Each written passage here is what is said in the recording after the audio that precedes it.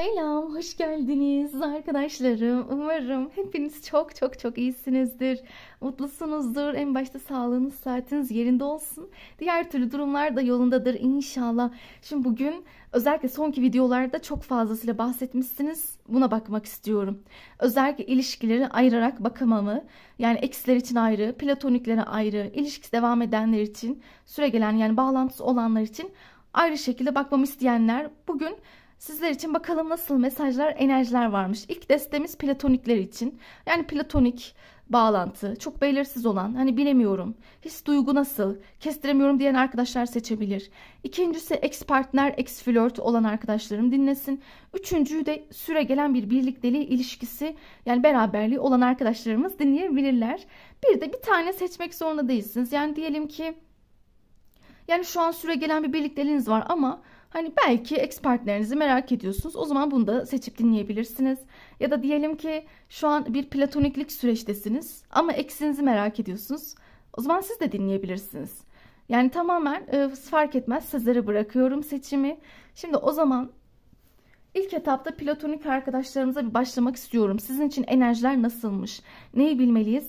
Karşı tarafın yani kısaca böyle güncel enerjisi, duygu, düşüncesi ya da neler düşünüyor, nasıl bir enerji? Genel olarak bunları soracağız. Şimdi yan tarafa alalım. Bir de başlamadan evvel aramızda abone olmayı unutan arkadaşlarım da varsa abone olursanız beni çok mutlu edersiniz.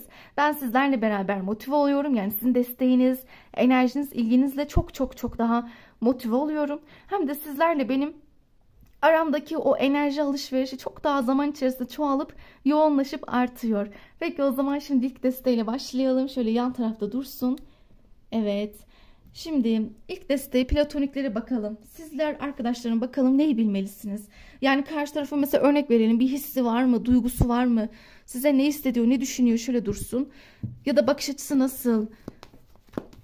Platonikler için en çok merak ettiğiniz soru bu. Onun hissi var mı? Onun bana bir duygusu var mı bilmiyorum. Bana bir ilgi besliyor mu yoksa hayır. Ben kendi kafamda mı kuruyorum bir şeyleri acaba? Netleştirmek istiyorum. Nedir ne değildir bilmek istiyorum diyenler için. Şöyle iyice kartları karıyorum. Sizler de benimle beraber odaklanın. Enerjilerinizi yollayın. En doğru mesaj, enerjiler bizlerle olsun. En doğru enerjileri almaya da niyet alıyorum. Bu desteği, platonikliği seçen arkadaşlarım için. Platonikler neyi bilsin? Aklınızdaki niyet aldığınız, o platonik olduğunuz kişi, o beğendiğiniz, hoşlandığınız ya da sevdiğiniz kişi, o ne düşünüyor? O nasıl bir vaziyette? Bakalım. Kılıç dokuzlusu, kupa şövalyesi, tılsım üçlüsü. Bu kart döndü, bunu alacağım. Göründü zaten. Kılıç dörtlüsü, dünya kartı, ermiş, kılıç üçlüsü. Evet, mahkeme kartımız. Bir seri daha açalım. Değnek onlusu ve yıldız kartımız. Şunun üstüne bir kart daha istiyorum. Kılıç üçlüsüyle ne söylenmek isteniyor? Tamamdır. Şöyle yaklaştıralım. Evet, şimdi platonik arkadaşlarım, öncelikle karşı tarafın duygu, düşünceleri, enerjisiyle başlarsak, yani ben bu işte yoğun bir düşünce hali aldım. En başta bunu söylemek istiyorum. Bunlar şöyle dursun. En başta yoğun bir düşünce çıktı. Sizi merak ettiğini, sizi mesela gözetlediğini, aklından geçirdiğini söyleyebilirim. Yani en azından hiç düşünmüyor mu beni, umursamıyor mu gibi düşünmeyin. En azından umursuyor ve düşünüyor. Hatta sizi görebildiği yerlerden baktığında söylemeliyim. Yani burada bir stalk enerjisi, işte bir gözünün sizde olması gibi haller gördüğümüz durumlar var. Ona göre çok özgüvenlisiniz. Yani baktığı zaman mesela çok dik duruyorsunuz, çok kendinizden eminsiniz. Yani baktığı zaman sen gerçekten güçlü duran, hoş birisin, güzel birisin, yıldız gibi parlıyorsun. Sizler yani kadın olun, erkek olun. Burada kastettiği şey sizin duruşunuz, enerjiniz, görselliğiniz. Yani bu işte kesinlikle bir etki bırakmışsınız. Sizi çok beğendiğini, hoşuna gittiğinizi ve görselliğinizi iyi anlattığını söyleyebilirim. Bunun dışında sizi ve sizinle olan durumları muhakeme ediyor. Yalnız desem aslında burada çok büyük bir gariplik var. Şöyle, şimdi bu insan sizden hoşlandığını belirtmiş. Bu güzel. Yani kupa şövalyesi kartıyla Bak ben senden diyor hoşlandım. Şimdi açık olacağım, çok yoğun değil duygular. O da belki çok bir şey yaşamadınız ya, ondandır. Şimdi çok büyük duygulardan bahsedemiyorum ama en azından sizden hoşlandığını dile getirebilirim. Size baktığını, merak ettiğini, hatta sizi gözlemlediği zaman hem başarılı buluyor, hem dediğim gibi özgüvenli görüyor, güzel görüyor sizi. Farklı bir auranız, farklı bir çekiciliğiniz, kesinlikle bir caziben bir auran var senin. Yani girdiğiniz ortamda diyor ki sen benim gözüme ilişiyorsun. Ya da ne olursa olsun gözün böyle bir seni arıyor. Ne kadar da başarılısın. İşinde gücünde de öylesin. Yani siz kendinizi de geliştirmiş, kendinize güzel böyle yatırım yapmış, kendinize odaklanmış birisiniz. Farkında bunları. Bak ben senden zaten hoşlandım. Buraya kadar güzel.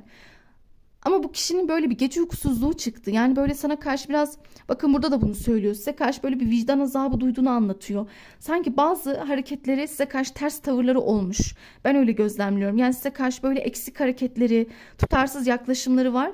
Sana dair diyor çok üzgünüm. Hoşlandım, çok beğendim.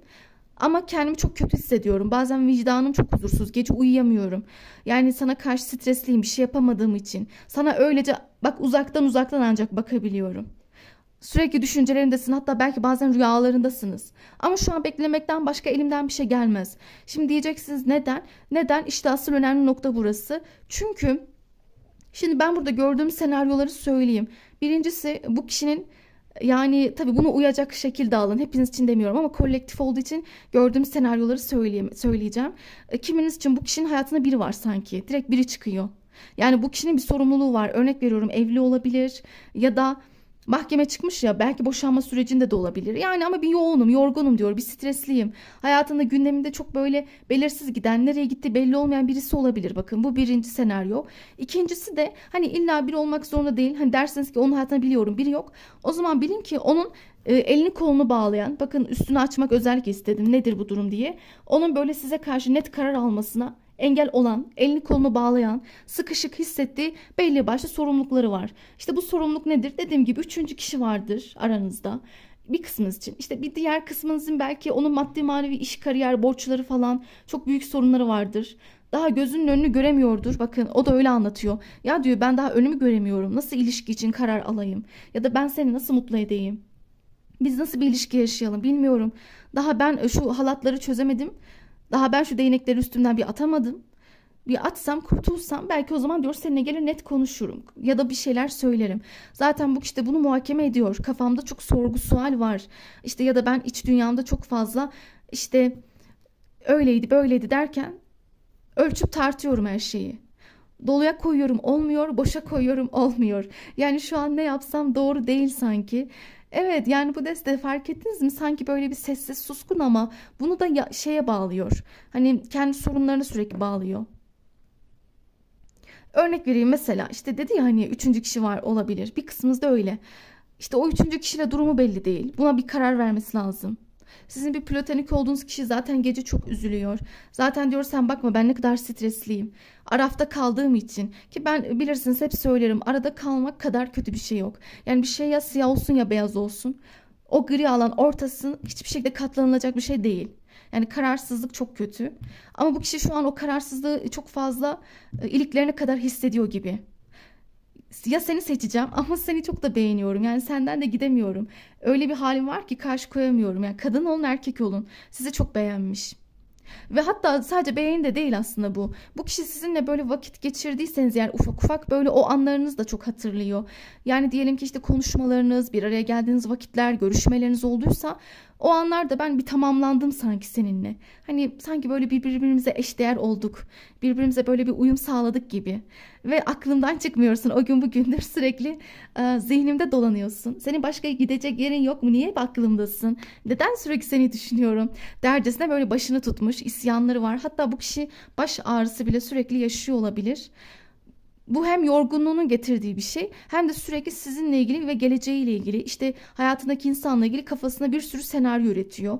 Onu mu yapsam, şunu mu yapsam, böyle mi gitsem, soru işaretleri çok. Şimdi bir diğer kısmınız için de hayatında biri yoksa eğer, sizlerin de bilin ki bu kişinin farklı sorunları var ama. Hani hayatında biri olmasa bile onun sürekli böyle bir engeli var. Sürekli böyle bana diyor ki işte mantığımla hareket etmek zorundayım. İşte duygularımı bastırmak zorundayım. Hislerimi kapatmalıyım sana karşı, üzgünüm. Evet sen çok hoş birisin. Bak ben senden hoşlandım. Şimdi bir kısmınız bana diyebilir. Ben zaten onun hoşlandığını evet hissediyorum. Bir şeyler var aramızda. Ama çok sessiz, çok gizemli ya da bir anda beni gördüğü zaman başka yöne yüzünü çeviriyor olabilir. Belki konuşmuyor. Belki sizi gördüğü zaman o anda hemen ortamdan uzaklaşıyor olabilir. Ya da sizin irtibata bilerek geçmiyor olabilir. Ama birçoğunuz garip bir şekilde hissediyorsunuz onu. Yani ya rüyalarınızda görüyorsunuz ya hissediyorsunuz. Yani garip bir telepati var. Evet, çekim var arada. İki tarafın da hissettiği ama belli etmek istemiyor. Hiç çaktırmıyor ama siz bence beden dilinden anlıyorsunuz. Ya da onun sizi gördüğü zaman heyecanlanması, sizi gördüğü zaman böyle bir, nasıl desem, sizin etkinizde kalması, o anda hemen mesela kendini kapatmak istemesi. Ya az çok eminim anlıyorsunuzdur ama siz de eminim bu hallerine anlam veremiyorsunuz işte. Yani evet, bu kadar etkilenirken, beğenirken, en azından hoşlanırken diyelim. Neden bu kadar mesafeli? İşte sebep bu, bastırıyor, içe atmış. Hayır diyor, çok fazla duygusallık içine girmek istemiyorum şu an. O hislere, o duygu deryasına kapılır gidersem boğulurum. Gerek yok diyor buna. Zaten çok üzgünüm. Şu an Araf'tayım. Ama kendi sorunlarımı halledersem o zaman seninle konuşmayı düşünüyorum. Bakalım, bir iletişim düşünüyormuş. En azından belli kararlar vermesi lazım. Zaten vermesi lazım. Bu kararsızlıkla nereye kadar? Hani siz biliyor ki sizi kaybedebilir. Ama bir karar lazım. Artık bir şart yani. Bu seçim yapılmalı. Bir seçime gidecek artık. O seçimden de farkında, biliyor. Ya mantığını seçecek ya kalbini. Şunu fark ediyorum, kalben size karşı yoğun bir istek var ama sanki mantıken şu an doğru zaman olmadığını, işte önce sorumluluklarımı halletmem gerekir ya da önce şu hayatımdaki kişiyle ilgili, işte evliyse eşi ya da işte hayatında biri varsa partneri diyebilirim. O kişiyle ilgili bir karara varmam lazım. Dur bekle diyor. Yani burada öyle konuşmuş. Dur bekleyelim. Ben de biraz içime kapanayım. Dur iyice bir etraflı bir şekilde iyice bir düşüneyim. Eğrisin doğrusun iyice bir tartayım, ona göre. Peki düşünsün bakalım. Siz de ona biraz mühlet, zaman verin. Peki devam edelim. Biraz daha kartlarımızı karalım. Başka neler söyleyebilir? Sizinle ilgili hani kötü müydü? Çok değil. Yani neyse ki o kadar çok ağır çıkmadı ama hani çok da kolay değil bir ilişki. Onu fark ediyorum ya da çok kolaylıkla ilerlemiyor süreciniz sanki. Biraz böyle, nasıl desem, şeylik var. İşte yorucu bir dönem. Onun zorlukları, işte onun sorumlulukları falan. Mücadelesi, yoğunluğu var. Yalnız bir şey söylemeliyim. Bu çok önemli. Tamam, bir kısmınızda evet üçüncü kişi var dedim ama bu üçüncü kişi belki sizde de olabilir. Bu da var. Hani belki sizde vardır. İkinizin de belki hayatında biri olabilir. Bunu bu şekilde de baz alabilirsiniz. Fark etmez tabii ama isterseniz öyle de alabilirsiniz. Peki devam edelim. Başka platonik olduğunuz bu kişi neler söyleyebilir? Sizinle bir de ilişki hayal etmemiş değil. Yani bu kişinin kafasında böyle bir ilişki olsa aslında fena olmaz. Aslında biz böyle bir görüşsek, bir araya gelsek, görüşsek, takılsak ne kadar iyi olur. Sana karşı da vicdanen niye suçluyum? Bakma, sana da hak ettiğini vermiyorum.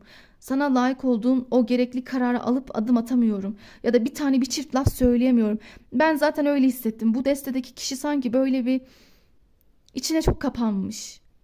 Hani böyle boğazı düğüm düğüm, beşinci çakrası tıkanık gibi konuşamıyor. Ya da siz de fark ediyorsunuz. Yani sanki bir şey söyleyemiyor gibi. Örnek veriyorum, diyelim hal hatır sordu, konuştunuz. Her şey iyi hoş ama ne zaman ki böyle mesele, aranızdaki bağlantıdaki sorunlara geldim, orada bir tıkanıyor sanki. Ya da bana demiş ki yani ne diyebilirim bilmiyorum, bakma diyor. Ben de önümü göremiyorum. Benim de gözlerim, elim kolum bağlı şu an. Doğru zamanda değiliz, o yüzden olsa gerek. Daha hala net karar varmadım ama varacağız, dur bakalım diyor. Net karar vermek istiyorum. İkisi beraber döndü, alalım. Gözüm aklım sende diyor. Ben seni hep merak ediyorum. Hatta sizinle ilgili sürekli haber almaya çalışıyor. Sosyal mecralardan olabilir. Paylaşımlarınıza sürekli bakıyor ya da yani bir şekilde oradan haber alıyor sizinle ilgili. Ne yaptınız, nereye gittiniz, nasıl bir enerjidesiniz? Ya da şu da olabilir. Hepiniz için sosyal medya değil ama diyelim aynı ortamdasınız ya da ortak arkadaşlarınız var, çevreniz var. Belki onlardan sizinle ilgili belli haberler alıyor olabilir ya da öğrenmek. Evet, yani maksat öğreneyim. Dur, seninle ilgili bir şeyler duysam iyi olur. Öğrenmek isterim. Zaten gözüm senin üzerinde. Onu fark ettik ama burada da stalk yaptığını söylüyordu. Ve bunun yanı sıra tutku çok. Tutkum çok, özlem çok sana. Yani özlemim, tutkum, hasretim var. Çok özlüyorum. Biraz evet soğuk duruyorum, mesafeli duruyorum ama seninle ilgili ne konuşacağımı düşünüyorum. Tabii mesela birazcık da bu kafada. Öyle bir konuşma düzenlemeliyim ki ya da öyle sözcükler, kelimeler kullanayım ki seni bu ilişkide tutabileyim ya da bir şekilde bu bağlantı içinde sana o güveni yansıtıp verebileyim gibi bir düşüncesi var bu insanın. Zaten evet, en büyük sorunu iletişim. En büyük sıkıntısı bence bu. Yani bu kadar kaçması, bu kadar böyle suskunluğu, ne diyeceğini bilememesi. Bu durum beni de yıprattı diyor. Çok zorlanıyorum. Bu kadar kalbime, duygularımı içime gömdüm. Kalbime bastırdım. Canım acıya acıya içime gömüyorum. Sırf böyle mecburiyetlerim, zorluklarım yüzünden, engellerimiz yüzünden, ama aslında unutamıyorum seni, özlüyorum. Seninle ilgili haber alıyorum. Ve konuşmaya ihtiyacım var. Sen herkesten farklısın benim için. Tabii biraz onun hayatına büyük bir şey yaratmışsınız. Onu az önce de söylüyordu. Yani etki bıraktım ben de bir şekilde. Seninle yeni bir sayfa açmam lazım ama bakma, bu çok büyük bir risk. Çok çok çok büyük bir risk. Zaten bu belli ama bu deste, bunu siz de farkındasınız. Bu riskli bir ilişki. Hele ki hayatında biri olanlar için diyorum. Yani o yüzden az önce ekledim. Hayatında onun biri varsa ya da sizde de olabilir. İkinizin de vardır, hiç fark etmez. Bu kişi diyor ki bu büyük bir risk, yani biz büyük bir karar almış olacağız. Birçok şeyi ardımızda bırakmış olacağız. Yani bu da kolay bir şey değil. Bu kararı böyle bir an pat diye hadi aldım deyince alınmıyor ki. Orada da bir süreç, orada da bir düzen var. Yani yavaş yavaş diyor, bu kararı biraz adım adım, alıştıra alıştıra yapsam daha iyi olur gibi bir cümlesi var. Ama en güzel söylediği şeylerden biri de seninle ilgili tabii ki yeni bir sayfa açmak isterim. Ya da yeni bir düzen, yeni bir oluşum süreci, neden olmasın, çok isterim. Ya da işte örnek veriyorum, hayatında biri yoktur. Şimdi ayırarak anlatıyorum ki kafa karışmasın. Hayatında biri yoktur ama yani bak gör, benim bazı sorumluluklarım, sıkıntılarım var. Belki ailevi yükleri var. İşte belki iş, kariyer, para yükü olabilir. Her şey olabilir bu. İşte çok sıkıntılıyım ya da ben bir ilişkiye kendimi de odaklayamıyorum. Yani fark ediyorsunuz, hep kendisini anlattı aslında. Hep kendi sorunları, sıkıntıları olduğunu, hep kendi aşamadığı bir engeli olduğunu anlatıyor. İster biri olsun, ister başka engeller. Ama bu konuyu aşmak istiyorum demiş. En azından düşüncesi bu. Yani bununla ilgili yeni bir sayfa açmaya çok istekliyim. Neden? Çünkü kalbim, duygum seni istiyor. Belki mantıken hazır değilim ama gönlüm sana akıyor resmen. Ben şu anda bir belirsizlik içindeyim diyor. Ne kadar çok duygu dünyası, hezeyan içinde, fark ediyor musunuz? Yani sürekli bir önünü görememe, sürekli bir tıkanıklık. Mesela şu an evet, sizinle ilgili en güzel söylediği şey, ben seni bazen hissediyorum. Rüyalarıma da giriyorsun. Aramızda yoğun bir telepati de olduğunu farkındayım. Aslında burada bir romantizm var. Kesinlikle size karşı duyduğu bir romantizm, bir sıcaklık, duygusallık, bir sevgi enerjisi var. Yok değil. Kesinlikle seni hissediyorum. Buna da emin olabilirsin.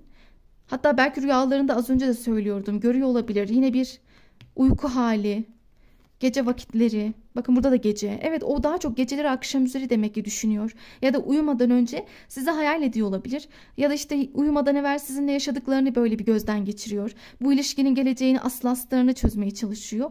İşte bunlar beni uykusuz bırakıyor. Gece uyuyamıyorum. Yüzüm, bak yüzünden düşen 1000 parça. Yüzüm düştü, modum düşüyor zaten sürekli düşündükçe. Ne yöne gideceğimizi bulamıyorum ama sana çok romantiyim, bunu bil. Çok romantizm doluyum ve sürekli rüyalarımdasın. Aklımda olman ayrı, bir de rüyalarıma da giriyorsun. Ve seni çok özlüyorum, seni kaybetmeye korkuyorum. Çok fazla kaybetme korkusu var. Ve belli başlı şekillerde seni bazen üzdüğüm için, kırdığım için de pişmanım. Tabii mesela bu kişi, ya bu platonik olduğunuz kişi çok şey çıkmış, detaylı.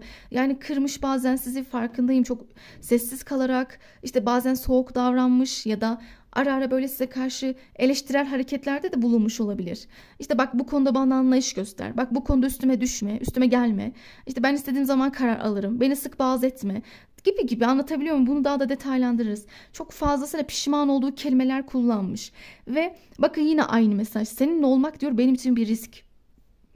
Sen bir risksin ama ben bu riski almak istiyorum. Evet, duygularım istiyor. Benim kalbim, gönlüm, hislerim istiyor. Ama benim mantığım bazen diyor ki dur iyice bir düşüneyim. Ya bu kişide şöyle bir kafa var birazcık. Şu an diyor duygularımdan dolayı biraz ayaklarım yere sağlam basmıyor. Belki akıllıca düşünemiyor olabilirim tabii, duyguların etkisiyle.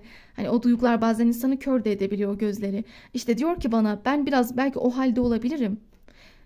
Birazcık mantıklı düşünsem, ona göre bir karar alsam. Tabii bunları belki size anlatmıyor, sizi üzmemek için. Birçoğunuz çünkü üzülebilirsiniz. Ya işte bak benim zamanımı alıyor. Bak işte görüyor musun, doğru düzgün bir adım atamayacak belli ki, o yüzden bekliyor gibi düşünebilirsiniz. Ki böyle düşünmeniz de aslında çok normal. Orada da bir sorun yok ama o öyle düşünmenizi istemiyor işte. Demiş ki Ben senin için bir şeyleri arkamı döneceğim bakalım. Ama bu kolay olmayacak. Bu yolda biraz zorlanacağız diyor. Evet, mesela platonik arkadaşlarım için genel olarak bunu söyleyebilirim. Hani sizin biraz süreciniz uzun sürebilir. Biraz onun sorunlarını, sıkıntılarını aşması zaman alabilir. Zaten sadece o da değil. Kendi o sorunları, sıkıntıları var ya az önce anlattıklarım. Bunlardan dolayı biraz psikolojik olarak da iyi olmadığını düşünüyorum. Yani onun psikolojik olarak da bir içe kapanmaları, sessizleşmesi çok normal gelmiyor belki de size. Ya da bu kadar böyle içe dönmeleri, duygusal olması, pasif hareketleri ya da depresif bir moda bürünmesi, bunlar da size normal gelmiyor. Farkındasınızdır. Bu kişide daha çok böyle haller gözlemlediğimizi söyleyebilirim. Bizden şöyle, bu desteden de biraz daha enerjilere destek atalım. Biraz daha destek atalım, neler söyleyebilir? Platonik olduğunuz kişi başka neler anlatabilir? Kötü müydü? Yine diyorum değil, ama bilin ki biraz sabır isteyen, sabrın da dışında biraz bu zorlu zamanlarda diyeyim. Onun bu yaşadıkları, işte bu aranızdaki engelleri aşmak için bu riskli bir yol ve bu yolu aşarken tabii ki illaki zaman olması lazım. Zamanın da dışında bu zorluklara katlanabilecek misiniz? O da var. Tabii mesela hani bu kolaylıkla akan bir ilişki değil de birazcık zorluklarla akıp ilerleyebilecek bir ilişki modeline benziyor. İşte bu kişinin biraz arada umutsuzlaştığını da fark ediyorum. Modu çok düşüyor. Şimdi sen bir yana, sen benim evet tamamlandığım, çok beğendiğim, konuşmak istediğim, eğer kendimi toparlarsam gelip konuşacağım dediği birisiniz. Evet, sizin bilmeniz gereken buydu yani süreç içerisinde. O sizinle ilgili bir iletişime geçer, adım atar ama çok belirsiz bir şekilde gelir. Yani tam böyle net bir adım göremedim hemen. Ya da direkt böyle iletişimi istikrarlı şekilde ilerletir diyemiyorum. Aralıklarla böyle gelebilir. Ya da böyle en azından potansiyeli kadar size kelimeler sarf edebilir. Bir şekilde size o güveni aşılamaya çalışabilir. Ne kadar değer verdiğini belli edebilir. Çok üzülüyor çünkü bu duruma. Ne kadar çok şey var, fark ettiniz mi duygu dünyasına gitgeller? Hem pişman, hem önünü göremiyor, hem üzgün. Ama hem bir taraftan çok uykusuz, hem bir taraftan çok yorgunum diyor. Elim kolum bağlı ama bak sen de ayrısın, sana da çok hoşlantım var. Sen de benim beğendiğim birisin, lütfen sen de orada kal. Sizin gitmenizi istemiyor. Evet bak diyor, stresim var benim. Onun çok stresi var. Sanki arkadaşlar hani şu an biraz açık olayım, yanlış zamanda bile olabilirsiniz. Hani onunla ilgili biraz böyle bir doğru zamanı, vakti, anı beklemek önemli olacak. Hani onun şu streslerini aşması için ya da şu kararlarını vermesi için. Sen benim hayatıma iyi geliyorsun. Yani varoluşun, hayatımda var olman, gündemimde olman. Yani bir şekilde arada böyle bir o enerjini hissetmek bile bana iyi geliyor. Suçluluk duyuyorum ki bakın şaşırmadık. En başta da suçlu olduğunu, en sonunda da bir pişmanlık yine vermişti. Yani bu kişi evet diyor, bak pişmanım. 3 tane pişmanlık enerjisi aldık. Suçluyum. Niye? Çünkü seni çok beklettim. Tabii sizi çok ertelemiş, çok geciktirdim. Karar alacağım dedim, almadım. Net konuşacağım dedim, güce gelemedim. Cesaretsizlik yaptım. Şu an korkaklık içerisinde sana karşı suçluluk hissediyorum. Ama lütfen sen de beni anla. Ben de çok kötü hissediyorum. Bakma, benim de ruh halim, psikolojim iyi değil. Ben de kötü hissediyorum. Biraz yalnız kalma ihtiyacım var. Biraz iyice dengeli bir karar almak istiyorum. Ona göre hareket edebilirim. Hatta bu sıralar biraz maalesef ilgi konusunda, sevgi konusunda ya da samimiyet konusunda cimri de olabilir. Yani biraz fark edersiniz. Kendini kapatmasını az önce de söylüyordum size. Ve bu devam edecek. Bir süre daha kendini kapatabilir, içe dönebilir, sessiz kalmak isteyebilir. Yalnızlık, evet yalnızlık istiyor. Ama bu sefer şunu düşünmeyin. O zaman hoşlanmıyor mu? Hayır, hoşlantı farklı ama bir de sizin dışınızda önemli bazı öncelik haline getirdiği mevzuları var. Onları halletmeden size gereken şeyi, nasıl desem, o enerjiyi akıtamıyor sanki. Öyle bir hal var. Peki bir de buradan son olarak bakalım. Bir de son olarak buradan ne söyler platonik olduğunuz kişi? Sizi çok çekici buluyor. Çok. Yani inanılmaz cazip buluyor olabilir. Ama bunun yanı sıra bu desteği seçen dişil enerjiler, siz de bu kişiye çok tutkulu olabilirsiniz. Yani sanki sizin de bu kişiye yoğun olduğunuzu düşünüyorum. Bunun dışında şöyle söyleyeyim. Aranızda mesafe olabilir. Bazılarınızın arasında uzaklık görünüyor. Bunun dışında çocuk kartıyla aslında o size masum bakıyor. Temiz, iyi niyetli bakıyor. Yani zaten aranızdaki temiz bir ilgi, enerjisi var. Masumane duygular var.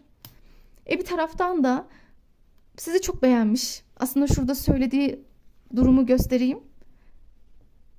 Sen beni mutlu edebilen birisin. Ya da seninle konuşurken iyiyiz. Ya da seninle takıldık mı, vakit geçirdim mi, her şey güzel. Ya da işte örnek veriyorum, seninle olan her şey beni mutlu edecekmiş gibi geliyor. Ya da ben ileride seninle daha da huzura erebilirim gibi düşüncelerim var. Seninle ilgili benim dileklerim çok fazla var. Dileğim, hayalim, niyetim var. Evet, o sizinle zaten çok derin ve köklü bir bağ hissediyor. Çok derin. Yani sanki böyle hemen kopmayacak, sarsılmayacak bir bağ var. İstesek de gidemediğim. Çünkü neden? Sizler platonik olan arkadaşlarım. Her ne kadar zor bir ilişkide olsa çekiminiz yüksek ya, ondan olabilir. Biraz size de tam sizden gidemiyor. Ama seninle de bir ilişki isterim ilerisi için. Eğer rahat edersem, şu belirsizlikleri aşarsam, şu kara bulutlar geçer de bir güneş doğarsa benim için, işte o zaman sana daha net adımlar, tavırlarla gelebilirim. Tarzda cümleler var. Evet, bu deste sizler için durum bu şekildeydi.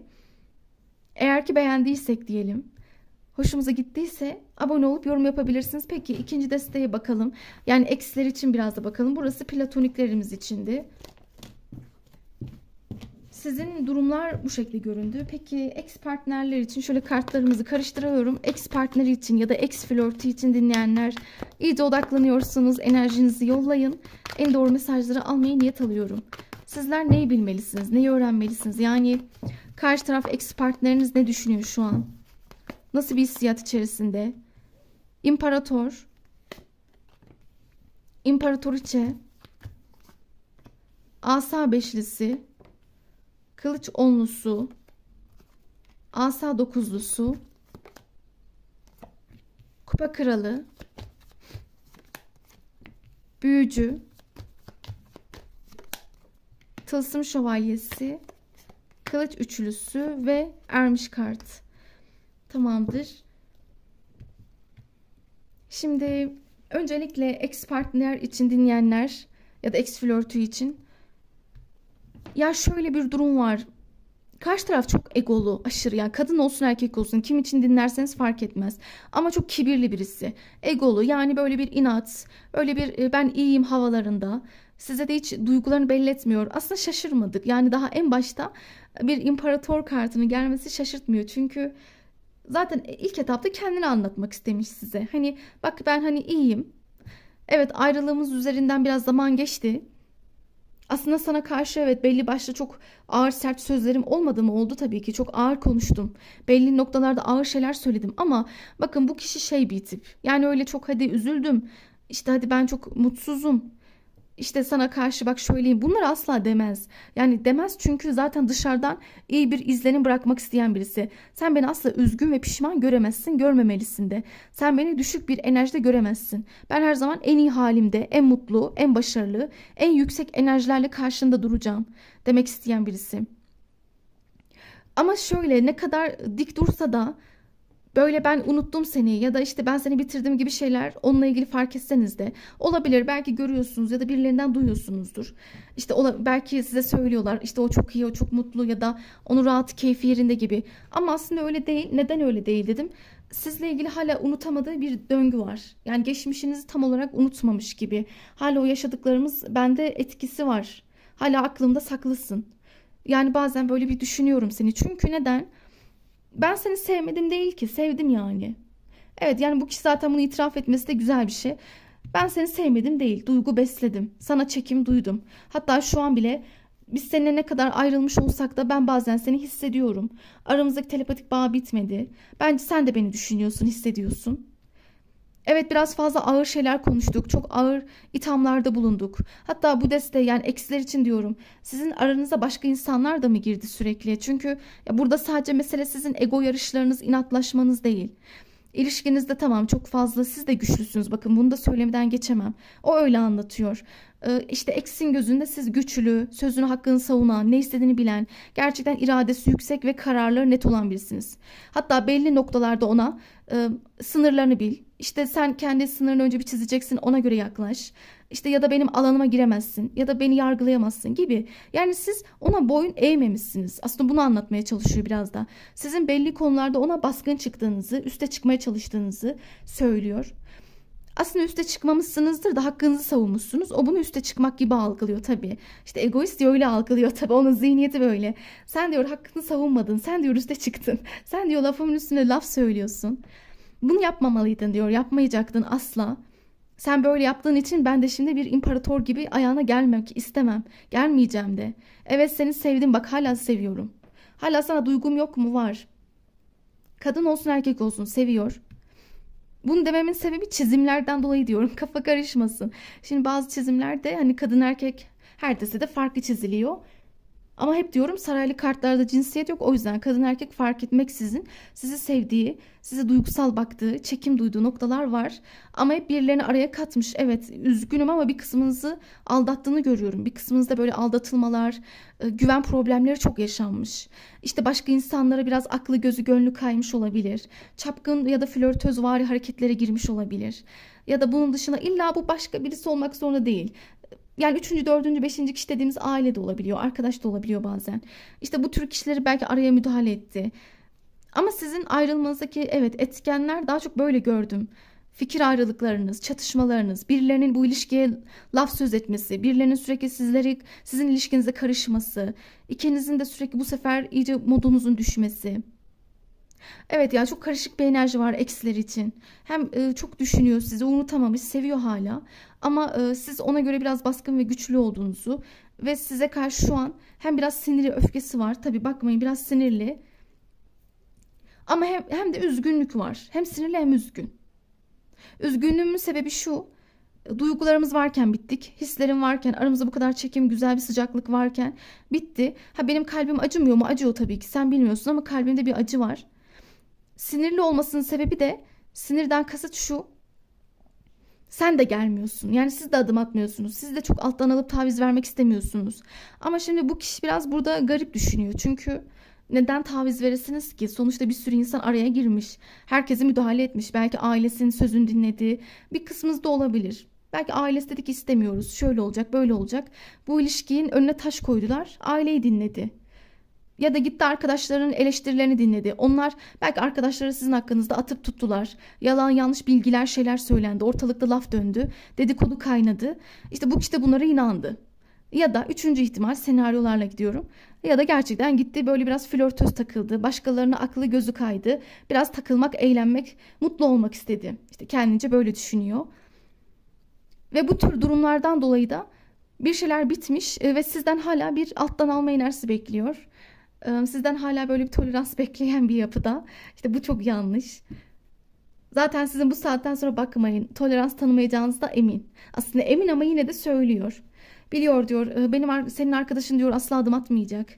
İşte asla gelmeyecek bana, uğraşmayacak, çabalamayacak gibi düşünceleri var. Ve ben hala o eski günlerimizi düşünüyorum da ne olacak bu durum? Hani belki de diyor bir araya gelsek de zorlanırız ya. Ben tekrar eski mevzuları yaşamak da istemiyorum. O eski acılar, dert, keder istemiyorum yani. Hem çevrem çok müdahale ediyor. Zaten en çok sinir bozucu olan bu. Bakın hala çevresi kimse onları dinliyor. Onları da geçtim.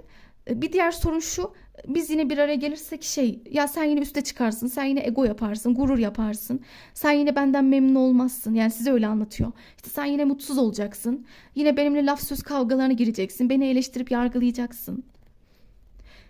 Yani sanki sizin böyle nefes almanız bile ona büyük dert olmuş gibi böyle bir enerji var. Sizin her yaptığınızı garip, yanlış algılıyor. Hakkınızı savunuyorsunuz, eleştiriyorsunuz, bunu üste çıkmak gibi algılıyor. Gurur yaptığınızı düşünüyor. Anladınız beni.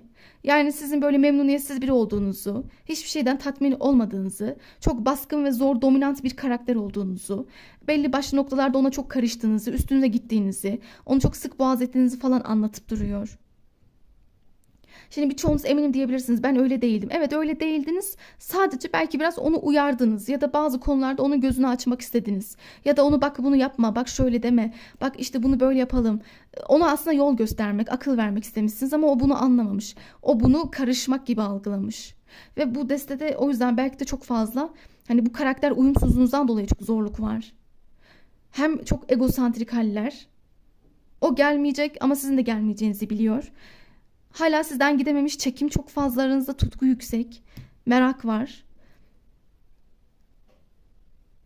Ama seninle ilgili tekrar aynı sorunları istemiyorum. Bir de ayağına da gelemem. Zaten çevrem de istemiyor gelmemi. Çevresi tabii, onlar da ayrı sorun. Onlar da gitme diyor, etme, adım atma, sen mücadele etme gibi söylemleri var. Ve şunu da fark ediyorum. Biraz sanki var bu kişide, yani Kendi çizgisi dışına çıkmıyor. Sorun bu birazcık da. Yani sorumluluk almıyor. Sorumsuz. Sorumluluk yok, düzgün mücadele yok. Hani şurada seviyorum demiş ya, aslında o sevgi, şimdi eleştirilere de lütfen açık olalım. Sevmesi yeterli bir şey değil ki. Sevginin dışında icraat ve mücadele lazım. Şimdi siz de diyeceksiniz, evet diyeceksiniz, sevgisi yetmedi. Yetmemiş çünkü. Eksik kalmış. Ha, adım desek adım yok. Sürekli ya flörtöz takılmış, rahat rahat esnek takılmış. Yeterince zaten sizin güveniniz zedelenmiş. Bu ayrı sorun. Ona çok kırgınsınız. İşte başkalarını araya dahil etmiş, ailesi, arkadaşları, bu ayrı sorun. Tabii bunu ayırarak söylüyorum. Kendinize göre alabilirsiniz bu durumu. İşte bunun yanı sıra unutamıyorsunuz birbirinizi. O da ayrı bir durum. Çünkü siz birlikteyken de çok böyle yoğun bir çekim, çok böyle tutku ve arzunun olduğu bir ilişki yaşamışsınız.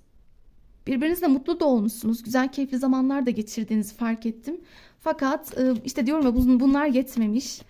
Şu zorluklara karşı bir kart fırladı. Şu an onun eli kolu bağlı. Ne yapacağımı ben de bilmiyorum. Ya da ne yapmam gerek? Nasıl davranmalıyım? Hiçbir şey bilmiyorum. Şu an sadece tek bildiğim, hala çok üzülüyorum. Seni unutamadım. Kalbimde büyük bir acı var. Üzüntüm var ama kusura bakma diyor. Benim de engellerim var. Evet, böyle de biraz laflarla konuşuyor. Benim de engellerim var. Şu an işe güce odaklandım. İşte kariyerimle kafamı dağıtmaya çalışıyorum. İşle güçle mücadele ediyorum. Ama sana karşı çok üzgünüm. Hem işte kendi hayatım, konforum. İşte seninle bazı konularda uğraşamayacağım ben. Biliyorum bunları sevmiyorsunuz, bu cevapları, ama inanın o böyle düşünüyor. Şimdi biraz rahat birisi ya, esnek bir tabiatı var. Kafasının dikine göre hareket eden biri. Yani sizin belli başlı yönlerinizi kabullenemeyeceğini söylüyor sürekli. Sen bak, biraz bana göre zorsun.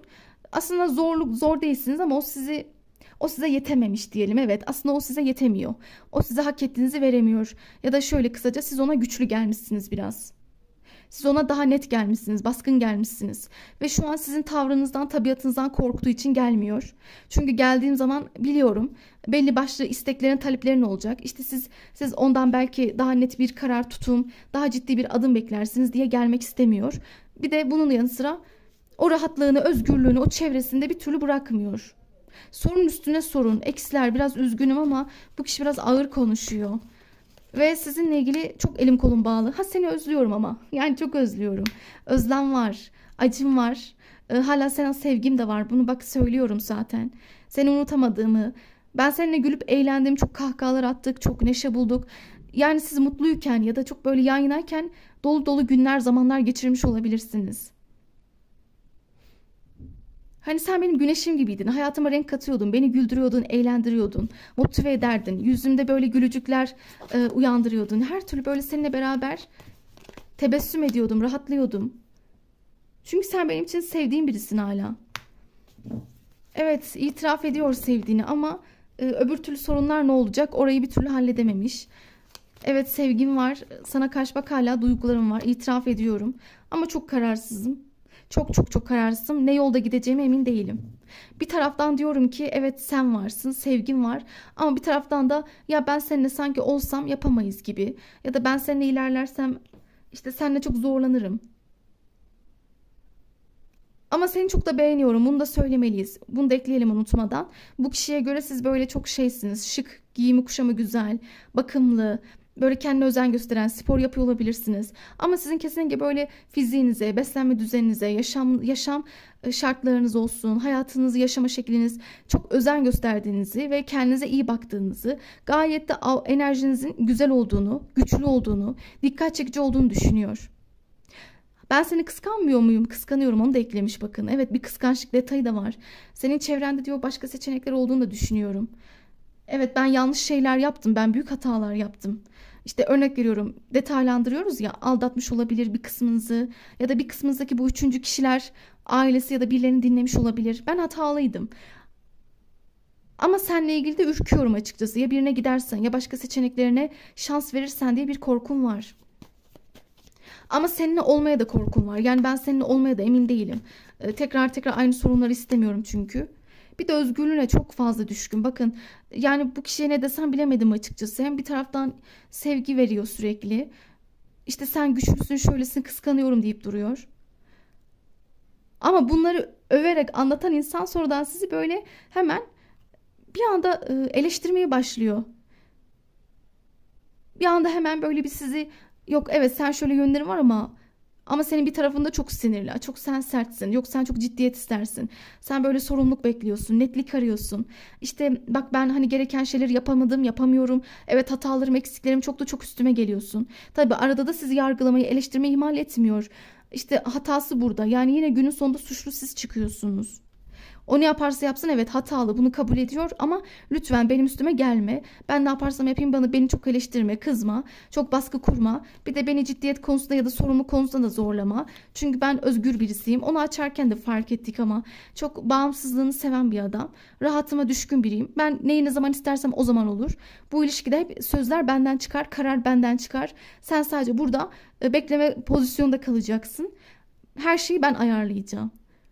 Ama benim zamanıma göre tayin edeceğiz her şeyi. Yani bu da böyle bir düşünce yapısı bakın. Maalesef o da öyle düşünüyor. Bir şey diyemiyorum. Şimdi ya sizi tercih etmesi lazım. Bunun farkında. Seni çok özledim. Ya seni tercih edeceğim. Bir fırsatla gelip seninle konuşmaya çalışacağım. Ya da hayatıma bakacağım. Ya da artık ben özgür bir şekilde hayatımı yaşar giderim. Kendi düzenime bakarım. Çünkü seninle ilgili hala benim engellerim var. Bir de bir kısmınızın sosyal medya engeli bile olabilir. Açmayı da düşünmüyor yakın zamanda. Onu da söylemek zorundayım. Açmak istemiyorum. Hala hazır değilim. Evet, biraz durumlar böyle. Peki devam edelim başka. Biraz daha detay alalım. Başka ne söyleyebilir? Yani bir de mesela onda şu cümleyi de çok alıyorum. İşte ben gereken sorumlulukları zamanla alabilirim. Yavaş yavaş. Yeri gelince işte biraz bekletmek lazım. Beklemeliyiz. Ben ne zaman işte kendimi bir ilişkiye tam adayabileceksem o zaman. Ama diyor senin arkadaşın bu konularda benden memnun olmadı. İşte benimle sürekli çatıştı. Ego yarışlarına girdi. İşte beni böyle sürekli zorluk içerisine bıraktı. Ha tamam ben de çok hatalıydım ama o da hatalı. Ya aslında ikinizde de belli hatalar olabilir. Bu çok normal. Ama o bazı şeyleri sürekli büyütüyor kafasında sanki. Sürekli böyle bir korku, kaygı çalıştırıyor. Sürekli bir endişe hali. Sürekli işte bir gelecek kaygısı var. Sizle olur mu? Acaba işte sorumluluk almaya değecek mi? Çabalamaya değer mi? Çünkü ona göre bu ilişki çok zorlayıcı ve yorucu, meşakkatli bir ilişkiymiş. Yani aramızdaki savaşlarımız bizim ayrı. Bir de çok fazla evet araya birileri de girdi falan. Yani o artık bu kafaya girmiş. Acaba diyor evet sevgimi kalbimi dinleyip sana mı gelsem bir adım atsam yoksa hayır sorumluluk almaya değecek bir ilişki mi bu? Anlatabiliyor muyum? Bunu düşünüyor. Yani sorumluluk alsam acaba devam gelir mi? Yoksa yine aynı döngüyü tekrarlar mıyız? Hatta bir kısmınız belki de hep ayrıl barış ilişkisi yaşadınız. O yüzden belki de böyle düşünüyor. Peki devam edelim. Başka neyi bilmeliyiz? Ama biraz yorucu bir karakter belli yani. Sürekli böyle bir sıkıntı çıkarması. Sürekli suçlamalar. Aynı enerji çıktı. Aynısı. Yani anlam olarak aynı. Seni çok fazla düşünüyorum. Ya sen bana bir şeyler kattın ama o da var. Öğrettin. Beni biraz geliştirdin. Hani belli konularda ilişkiyle ilgili seninle yaşadıklarımız benim için hani hem biraz sınav gibiydi. Bir şeyler zordu ama öğrendim de. Yani kesinlikle bu desteği seçenler yani eksi için dinleyenler sanki aranızda böyle bir öğrenme durumları, birbirinize bir şeyler katma, ilişkilerle ilgili, aşkla ilgili, bakış açınızda değişimler yaratma durumu olmuş olabilir. Onda da sizde de. O bir hiçlik içinde şu an. O yani şu an diyor ki ben kapkara bak boşluktayım. Şu an hiçbir şey görünmüyor. Yani ben de şu an bir hiçlikteyim. Ben de ne yapmam gerek bilmiyorum. Sadece şu an sana uzak durmanın doğru olduğunu düşünüyorum. Aslında çok üzgünüm. Yani üzülüyorum. Belki hatta bazen gözyaşı bile döküyor olabilir. Çok fazla ağır bir ilişkiydi bu. Çok ağırdı. Yani hala üstümde böyle o yükünü hissediyorum. Atamadım üzerimden. Seni de çok fazla düşünüyorum. Ama bir taraftan diyorum ki hayır bence engelleri kaldırmasam, sana adım atmasam, yazmasam daha iyi. Ama bir taraftan da diyorum ki bu şekilde böyle gitmez. Bu devran nereye kadar gidecek? Kararsızım. Yani dediğim gibi bu desteği seçenler biraz şöyle bir durum var. Zor bir ilişki ya düşünmek istiyor ama şu kart döndü. Sizinle arasındaki ahenk de bir başkaymış. Seninle yakaladığım o harmoni, o uyum, o yan yanayken gülmelerimiz, mutluluğumuz, neşemiz, sıcaklığımız, aramızdaki sempati, samimiyet. Yani o anları da hiçbir şey değişmem diyor bak. Yolculuk bu hepiniz için değil. Az önceki destede de vardı ama bir kısmınızda böyle bir uzaklık, mesafe durumu olabilir. Ya da onun işi ya da sizin işiniz gereği, kariyer, eğitimleriniz gereği araya mesafeler girebilir. Evet, peki buradan bakalım. Devam edelim. Başka ne söyleyebilir? Yani bu ex kişisi neler söyleyebilir başka? Yine soğukluk. Ne kadar çok buz gibi enerjiler var. Yani üzülerek söylüyorum. Bu kişi bir süre daha böyle soğuk kalmaya and içmiş sanki. Tabi yılanlar da var yani. Onu az önce de söylüyordum. Kesinlikle o yılanlar temizlenmemiş. O gitmemiş hale. Yani o toksik insanlar, o çevresi, ailesi ya da o artık hayatına aldığı belli başlı üçüncü kişiler her kimse, o etkisi hala devam ediyor onların. Hala hayatından gitmemiş, çıkaramamış. Ve yıldız kartı çıktı ama sen benim için hala değerlisin. Neden değerli olabilirsiniz? Çünkü şöyle, size karşı duyguları tam bitmemiş. Tutkum da bitmedi, arzu da var.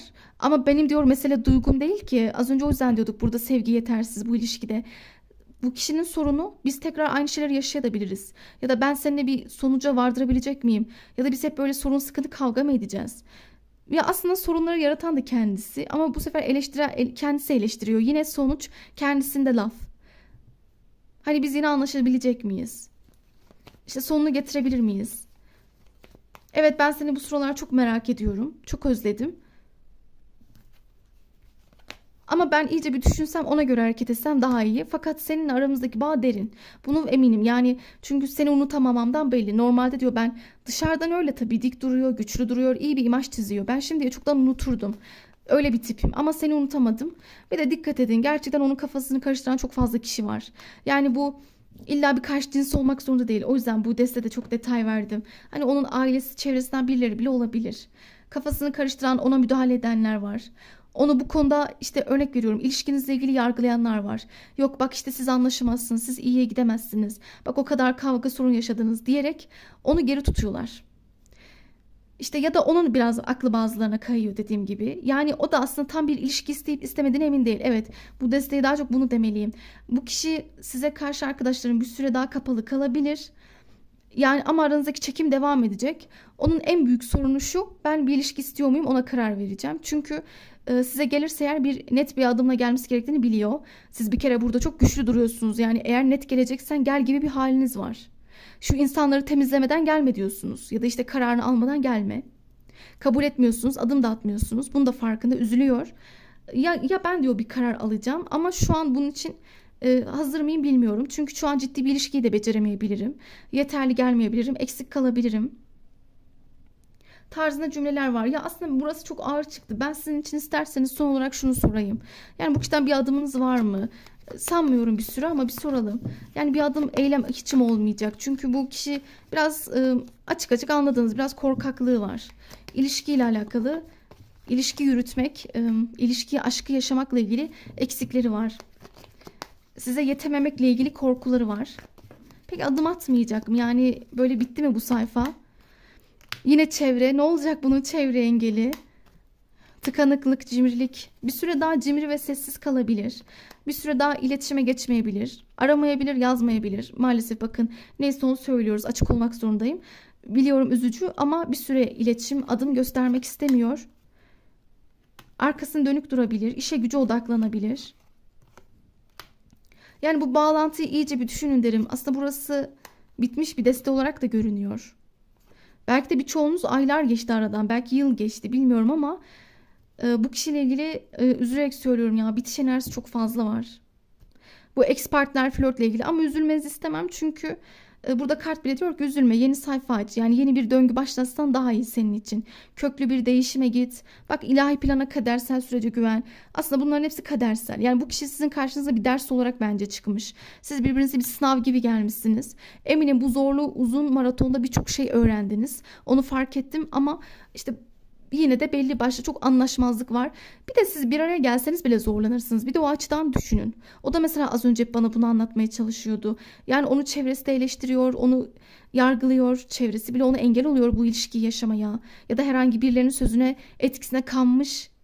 Size gelirsem eğer, aslında bence siz de mantıken bu kişinin çok dengesiz, bakın anlattığım gibi huzursuz bir enerji olduğunu bildiğiniz halde belki merak ediyorsunuz ama bu kişiyle ilgili biraz zor süreç. Yani dediğim gibi bir arada olmak bile zor olurdu. O açıdan düşünün. Sizin için hayırlısı, iyisi olacak diyor kartlarınız. Evet, burada bu enerjilerdeydi. Yani X için dinleyenler, güncel durum bu şekilde. Eğer ki beğendiysek, hoşumuza gittiyse, yani uyumlandıysak diyelim daha çok, abone olup yorum yapabilir, beğenebilirsiniz. Peki o zaman şimdi İlişkisi devam eden arkadaşlarımız, süregelen beraberliği olanlara bakalım. Şimdi şöyle destemizi alalım. En doğru mesajlar bizlerle olsun. İlişkisi devam eden, beraberliği olan arkadaşlarımız için şöyle bu tarafa alalım. En doğru mesajlar bizde olsun. En doğru etkileri almaya niyet alalım. İlişkisi devam eden arkadaşlarımız için. Yani bu şu olabilir. Örnek veriyorum. İşte evli olabilirsiniz, nişanlı olabilirsiniz. İşte uzun süredir konuşuyor olabilirsiniz. Sevgiliniz olabilir. Ya da uzun süreli flörtünüz olabilir. Tamamen hani devam eden, süregelen birlikteliği olanlar için karşı taraf nasıl enerjilerde, nasıl bir bakış açısında bakalım. Şimdi Kupa Prensi, Asa Kralı, Güneş, Asa Altılısı, Büyücü Kartı, Araba, Asa Sekizlisi, Kupa Sekizlisi, Değnek Prensi ve Para Üçlüsü. Tamam. Şimdi İlişkisi devam eden arkadaşlarım, öncelikle sizlerle ilgili başlarsam karşı taraf size karşı çok şey var, nasıl desem, ya sizi çok tatlı buluyor. Sizi çok böyle sevimli, sempatik bulduğunu söylüyor. Sana öyle böyle tatlı duygular besliyorum ki, yani sevgim çok, sevecen hisler içindeyim. Size masum, yani iyi niyetli bakıyor. Hatta sana karşı duygularım da çok güzel. Hani romantizm var, duygusalım.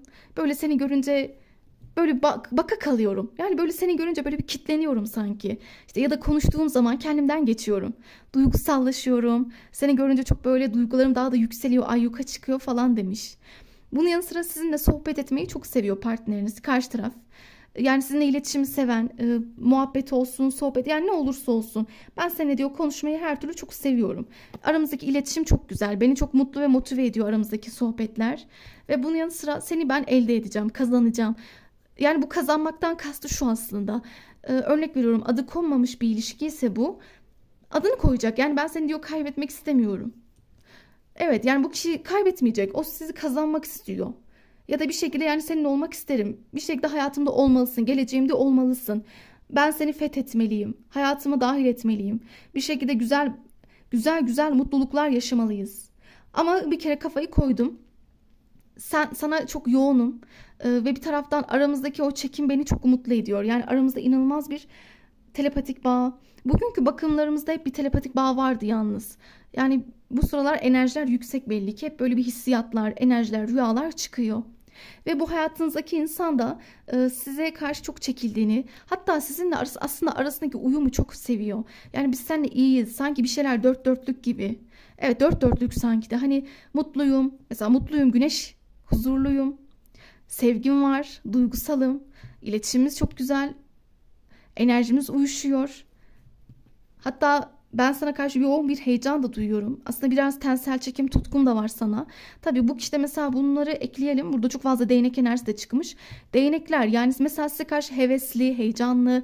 Seninle mesela görüşmeye hevesliyim. Konuşmaya, yakınlaşmaya, samimiyet kurmayı seviyorum. İşte bunun yanı sıra mesela etkileşime girdiğimiz zamanlar mutlu oluyorum. Özellikle senin de bana ilgini, sevgini, o değer verme duygunu hissettiğim zaman ayrı bir motive oluyorum. Tabii siz onun sadece mutlu olduğu kişi değilsiniz ki. Onu motive de ediyorsunuz. Sanki böyle onun hayatına güneş gibi renk katmışsınız. Daha görüyorsunuz, merkezde hemen bir güneşi verdi. Yani sen bir kere güneş oldun hayatıma. Işık saçıyorsun. Işığın çok parlak, enerjin çok yüksek. Frekansın harika. Ben seninle çok uyumlandım. Her şeyimiz uydu. Seni kazanmaya niyetliyim. Aslında hiç kaybetmek istemiyor. Bir de o sizi şey görüyor, nasıl desem. Ya böyle gururlandığı birisiniz. Evet, hani olur ya böyle bir örnek veriyorum. Belki başarılarınızdan, belki duruşunuz, görselliğiniz, bıraktığınız etki. Ya ben sana baktığım zaman böyle bir gurur duyuyorum. Sen ya benim ilk hayatımdasın falan diyor. Yani sen çok başarılısın. Ya da işte örnek veriyorum, sen böyle girdiğim ortamlarda bile hani güzelliğin olsun, yakışıklılığın olsun, her şekilde yani benim için bir zafer gibisin. Hayatın bana sunduğu bir zafer, bir şanssın. Ben seninle bazen böyle gururlanıyorum. Yaptıklarınla, konuşman ve tavrınla beni etkiliyorsun. Ya diyorum içten içe, bak iyi ki hayatımda. Ya bak iyi ki hani benimlesin gibi. Ya da bak iyi ki böylesin. Ya ben ne kadar şanslıyım, mutluyum gibi cümleler kullanıyor. Bunun yanı sıra şöyle bir detay aldım. Bu kişiyle aranızda biraz, aslında bu destede bu çok yoğun çıkmış. İki tane uzaklık kartı açtım. Bu desteği seçenler uzak mesafe mi var aranızda? Şehir ya da ülke olabilir, hiç fark etmez. Ama belli başlı mesafeler var. Ama o bu mesafeleri çok takmıyor gibi. Takmıyor. Zaten biz bunları aşarız diyor. Zaten araba kartıyla her türlü bunu aşacağız, yok edeceğiz. O mesafeler kalkıp bitecek bizim için.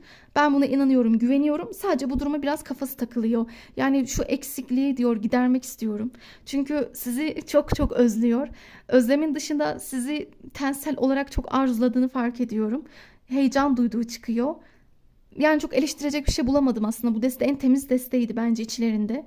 Yani diğer ikisine göre. Devam eden ilişkisi olan arkadaşlarım güzel çıktınız şu an. Hatta o sizinle ilgili yani bir aile tanışması, geleceğe taşımakla ilgili bir niyeti çıktı. İşte örnek veriyorum, çevresine tanıtabilir ya da hani ilişkinizi şunu demek istiyorum, bir üst seviyeye taşıyabilir. Bir level atlayabilirsiniz. Artık birazcık daha bu ilişkide bir statü elde edebilirsiniz. Adını koymak, ileriye götürmek, daha mutlu olmak gibi durumlar olur. Peki devam edelim. Başka neler söyleyebilir? Bu kart döndü. Ya ben diyor senin eksikliğini çok hissediyorum. Bence bu şundan olabilir mi? Şu mesafeden. Çünkü az önce burada bu kelimeyi ben kullandım. Öyle gösteriyor enerjisini sürekli. Şöyle nasıl desem, sizinle ilgili bir eksiklik var diyor. Her şey çok güzel. Sen benim hayatımda güneş gibi. Yani hayatımın merkezine aldım seni. Bu bir gerçek. Ama bir eksik var. Yani eksikten kastım yine diyorum ya mesafenizden dolayı çok üzgün. Gördüğüm detayları söyleyeceğim. Ya mesafe var ve bu mesafeler aşılmadıkça ben daha da hasret kalıyorum. Ya da mesafeniz yoktur ama örnek veriyorum kısa bir süreliğine belki eğitimleriniz, kariyerleriniz, işleriniz gereği uzaklaşmanız gerekebilir. Bir yerlere taşınmanız gerekebilir gibi. Yani böyle sanki gündemler var süreçte ve bu durum onun canını sıkıyor, biraz üzülüyor. Sizi kaybetme korkusu çok fazla. Ben sana güveniyorum. Güvenim sonsuz. Bu ilişkiye de güveniyorum. Ve ben bu bağlantımızın kadersel olduğuna inanıyorum. Ya da bizimki güzel bir ilişki. Güven var ya. Bir kere önemlisi sana güveniyorum. Aramızdaki o sadakate inanıyorum. Sen de bana güven veriyorsun. Biraz bekliyorum bu ilişki için. Bu ilişkide aslında yapacağım şeyler var. Zaten bu kişi hani bekliyorum dediğine bakmayın. Ben inanıyorum ki size belli başlı şeyleri anlatacaktır. Yani burada bir iletişim çıktı. Konuşma, muhabbet. Size bazı şeyleri izah edebilir. Hatta izah ederek sizi zaten kazanacak. Ve bana güven diyor. Yani ben zaten bu ilişkiyle ilgili ciddi istiyorum. Ciddiyet düşünüyorum. Gelecek kurmak istiyorum. Bu kafadayım. Çünkü o sizden emin. Evet, bu öyle bir şey aslında. Onunki eminlik. Senden eminim. İlişkimizin geleceği ya da olacaklardan yana eminlik var içimde. Konuşacağım diyor seninle bunları. Konuşacağız, merak etme. Şimdi bekletiyorum seni belki biraz. Evet, şu mesafelerde zorluktu.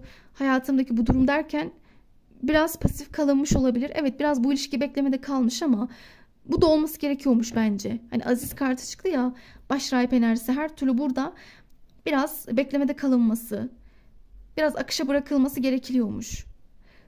Sürece güvenmeniz lazım. O da sizde. Evet, özellikle burada benim diyor canım çok acıyor. Karar vereceğim ama üzülüyorum. Bu kart da bugün birçoğu desteğe bakın çıktı, üçüne de. Yani bir kısmınız için böyle evet bir acı, bir üzüntü, bir huzursuzluk hep görünüyor. İşte bunları aşamama. Peki bunun için söyledi acaba? Evet, biraz mesafe üzülüyor ama evet yine engeller. Engeller üzülüyorum. Bak aramızdaki işte duvarlar, parmaklıklar, zorluklar, engellerimiz. Umudum var ama. Umudum çok fazla var. Bazen umutsuzluğa kapılmıyor muyum? Kapılıyorum. Bak diyor bazen umutsuzluğa çok düşüyorum. Bazen çok fazla kendimi kaybediyorum. Çünkü niye, bu ilişki çok beklemede kaldı. Belki siz de böyle düşünüyorsunuz. Ama diyor ben mücadele etmeye hazırım. Uğraşacağım. Bak ben diyor önümüzde ne varsa bunları aşarım. Evet, bazen canım acıyor şu mesafeleri aşamadığınız için. Kalben üzülüyorum. Hatta bazen o kadar özlüyorum ki seni. Ya diyorum hani hep böyle mi olacak? Biraz senin eksikliğin, yokluğun hayatımda çok belli. Seni yanımda görmek istiyorum. Yanımda olmanı, beraberlik içinde, bütünlük içinde yaşamak istiyorum. Evet, bunun için çabalayacağım. Yine aynı, emin olun çabalamak istiyor. Zaten sonuçta da diyor çabalarsak, evet ben de biliyorum bu zor bir ilişki olacak bir parça ama sonunda güzel bir evlilik, güzel bir mutlu bir aile, hayat istiyorum. Ve bu da olacak gibi düşüncesi ve inançları var. Ve sizinle ilgili kesinlikle mutlu olduğunu, aslında çok huzurlu. fark ettiyseniz bu destedeki, yani ilişkisi devam edenler, bu kişi çok güzel şeyler söylüyor ama sizin belli şöyle bir engeliniz var, mesafe gibi, daha çok bunu fark ediyorum. Bunları aşmakla ilgili üzülüyorum. Aşamadıkça da korkularım var. Ama neyse ki ümidimi kaybetmedim. Çünkü hiçbir şey imkansız değil. Zaten her şey çok güzel gidiyor. Bu durumları da aşabiliriz. Buna da inanıyorum. Sadece bunun için biraz zamana ihtiyacımız var. Biraz bekleyeceğiz belli. Yani bu durum böyle hemen bir anda hemen olabilecek bir şey değil. Zaman içerisinde bunlar da bitecek. Ve ben diyor sonuç olarak seninle mutlu bir gelecek istiyorum. Ve bunun için de mücadeleye hazırım. Yani bakın bu da güzel. En azından mücadele etmeye hazırım diyor. Mucizelere açığım demiş. Sürprizlere açığım. Hatta hiç ummadığınız anda gerçekten güzel böyle konuşmalar, sürprizler yapabilir. Ya da bu bağlantıyı daha ileriye götürmek için ya da o engelleri aşmak için daha net kararlılıkla davranışlar sergileyebilir. Peki devam edelim. Başka neler söyleyebilir? Evet, ödün verecek. Zaten bunu söyledi ama senin için fedakarlığa hazırım. Yani senin için bir şeylerden feragat edeceğim. Yani seninle olmak, seninle devam etmek için yoluma bir şeyleri arkamda bırakmak zorunda kalabilirim. Ama ödün verebilirim. Yani vereceğim de zaten. Şimdi bakalım, olasılıklarını değerlendiriyor. Yani olasılıktan kasıt şu tabii ki. Sizinle olabilme yolu. Yani sizinle devamını getirebilme, bu engelleri aşmak için belli olasılıklar arıyor. İşte ne yapsak, şöyle mi yapsam, işte şu şekilde mi sürecimizi şekillendirsek, hayatımızı şu şekilde mi kursak. Yani kafasında birçok olasılık, senaryo dönüyor bu kişinin. 2 tane düştü, bunları alalım. Sen benim diyor sürekli bilinçaltımda da varsın, aklımda da çok fazlasın. 3. göz çakrası çıkmış, bakın rüyalarında da olabilirsiniz. Hatta çiçeklendim ben seninle. Tabii güneşimsin çünkü. Sen benim hayatımda çiçek açtırdın. Benim yüzümü güldürdün. Yani hayatıma renk kattın. Sanki seninle beraber bahar geldi. Böyle bir yüzüm güldü. Daha böyle hayata mutlulukla bakıyorum. Ya sen benim için bir başarısın. Evet, bakın bu kişi size bir başarı. Yani sizinle olmak, sizinle ilerleyebilmek, sizinle mutlu bir gelecek. Bu onun en büyük başarısıdır. Hani herkesin bilirsiniz, başarı tanımı herkeste çok farklı. Kiminin kariyeri başarısıdır, kiminin parası başarısıdır, kiminin ailevi durumları, mutluluğu başarıdır, kiminin ilişkisi, aşk, evliliği başarıdır. Yani ama bu herkeste değişkenlik gösterir hayatta, bilirsiniz. Kimi için de sağlık. Şimdi bu kişi diyor ki sen benim için bir başarısın. Yani ben seninle olmayı istiyorum. Seninle mutlu olacağımı, hatta seninle beraber birçok güzel böyle mutlu enerjilere kavuşacağımı, seninle huzuru da bulacağımı, huzurun dışında seninle çok daha güzel bir hayata yelken açacağımı düşünüyorum. Çünkü seninle çok iyiyim, mutluyum. Aslında bakın, kartlar birbirini tamamlamış. Burada da başarı kartı çıktı. Bunların ikisi aynı kart. Yani zaten o sizi ne diyordum ben, zaferi olarak görüyor. Ve sizi elde etmeyi, kazanmak için de her şeyi yapmaya hazır. Bütün çabaları, mücadeleyi vermeye hazırım. Peki devam edelim. Başka neler söyleyebilir? Ama seninle olacaksam bir şeyleri mezara gömeceğim. Bakalım, o az önce bunu şöyle ödün kartıyla teyit etmişti. Yani seninle olurken bir şeyi ardımda bırakacağım. İşte mesafeleri olabilir, uzaklık. Artık bakalım, bunları bitireceğiz. Dağlar var, yok değil, tabii ki engellerimiz var. İşte engeller, zorluklar, bu destede zaten en büyük sorun buydu. Ama bu kişi bu engellere karşı sizi çok seviyor. Yani olsun diyor, çok seviyorum, senin sevgini de hissediyorum. Senin duyguların da bana çok yoğun geçiyor. Ve ben bu ilişkiyi, bu aşka inancımı hiç yitirmedim. Hiç de yitirmeyeceğim. Evet, bazen acı çekiyorum, bazen seni çok deli gibi özlediğim oluyor. Bazen sana çok muhtaç, ihtiyaç duyuyorum. Enerjini çok arıyorum. Evet, bakın bu destenin de zorluğu bu. Bazen size çok enerjinize ihtiyacı var. Ama şuna güveniyorum, her şey doğru zamanda olacak. O olacak, yani inşallah bu şekilde gelişecek gibi bir düşüncesi, inancı var. Çünkü evet, o sizinle ilgili bir anahtar, bir fırsat, bir şans vaat edecek, sunacak. Ama kesinlikle bu ilişkide bir şans bakalım görünüyor. O da zaten bu konuda artık o anahtar kafesten çıkarılacak. Yani bir şekilde şansını değerlendirecek. Doğru zamanda birazcık daha engelleri aşma yönünde hareket edebilir. Ama bu sadece tek taraflı almayalım, olur mu? Yani sonuçta bu ikiniz için de geçerli. Bu emekleri, mücadeleleri siz de gösterebilirsiniz. Bu engelleri siz de aşarsınız. Bu anahtarı belki siz vaat edersiniz ona. Hani anlatabiliyor muyum? Burada karşılıklı bir şekilde ilişkinizde belli şanslar, belli bir şekilde ilerleyen zaman döngüsünde bir fırsatın elinize sunulması olacak. Ki zaten mucize bekliyorum dedi. Aslında seninle olabilmek de benim için çok güzel. Ama daha iyisi de olacağına inanıyorum. Öyle de bir mutluluk, umut var içinde. Evet, burası çok böyle berrak bir deste. Güzel duyguların olduğu bir desteydi. Ama falan yok. Ama fakat işte şöyle böyle zorlayıcı bir enerji yok burada. Kolaylıkla akan bir ilişki gördüğümü söyleyebilirim. Evet, eğer tabii ki ayrım yapayım. Eğer evliler dinlediyse siz zaten nasıl desem yine aynı şekilde baz alabilirsiniz. Sizin için de ilişkinizde bir üst kademe dediğimiz şu olabilir. Belki örnek veriyorum. İlişkinizde maddi manevi hedeflerinize ulaşmak. Evliliğinizde yani isteklerinizi elde etmek. Ya da işte örnek veriyorum aralarında mesafe olan arkadaşlarımız için bunları aşmak. Tabii bunlar da olabilir ama burada bu yoğun bir temaydı. O yüzden belirtmek istedim. Eğer ki o zaman beğendiysek, hoşumuza gittiyse, uyduysa abone olmayı, beğenmeyi, yorum yapmayı unutmuyoruz. Diğer videolarımızda görüşmek üzere. Kendinize çok çok çok iyi bakın arkadaşlarım. Hoşça kalın.